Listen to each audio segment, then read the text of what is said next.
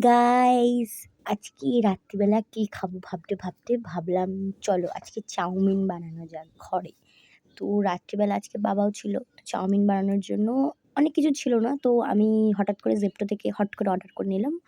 তো গাজর নিয়েছি, ক্যাপসিকাম নিয়েছি, একটা বাঁধাকপি নিয়েছি, আর এই নুডলসটা দেখলাম বেশ ভালো মোটামুটি, তো ওই নুডলসটা নিয়েছি। আর বাকি মানে এই ভিনিগার ফিনিগার এগুলো ঘরেই ছিল। তো ফার্স্টে এগুলো খাঁচ খাঁচ করে প্যাকেটগুলো কেটে নিলাম, কারণ এগুলো খুব ভালো রিজনেবল প্রাইসে অনেকটা পরিমাণে দেয়। ওই ৳৯, ৳১০, ৳১৪ সামথিং এরকম দাম থাকে। ভাই খুব ভালো, মানে সিরিয়াসলি জেপ্টোটা খুব ভালো। আর যাই হোক, তো দেখো করতে করতে নখেও লেগে গেল। তো ঝপঝপ করে গাজর-ফাজর পিল করে নিয়ে, দেখো একা একা কাজ করতে হয় তো। আম আমার রান্না করতে বেসিক্যালি খুব ভালো লাগে। তো হরেক রকম রান্না করে করে সবাইকে খাওয়াতেও আমার খুব ভালো লাগে। তো যখন যা পারি করে খাওয়াই সবাইকে। আর মাঝে মাঝে কিছু ক্রিয়েটিভও বানাই। তার মধ্যে থেকে কিছু কিছু জিনিস খুব ভালো বেরিয়ে যায়, আবার কিছু কিছু জিনিস খুবই খারাপ বেরিয়ে যায়। তো দেখো গাজরটা না আমি ফার্স্টে ভুল কেটে ফেলেছিলাম, তারপর ঠিক করে কেটেছি।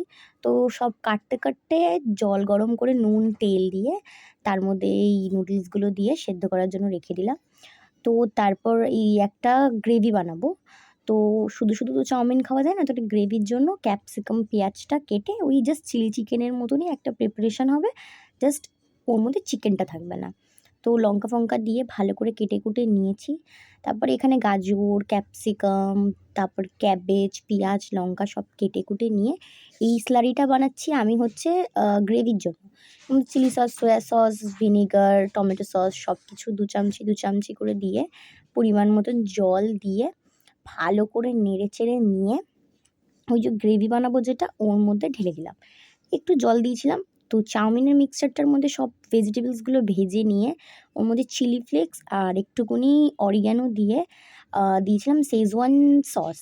শেজওয়ান সস দিয়ে আ ভালো করে নাড়িয়ে চাড়িয়ে নিয়ে তার মধ্যে চিলি সস, ভিনেগার ফিনেগার সব দিলাম। টমেটো সস দিয়ে চাউমিনটা দিয়ে দেখো এখানে ২ প্রকারের চাউমিন হচ্ছে, কারণ একটু কম হয়ে গেছিলো।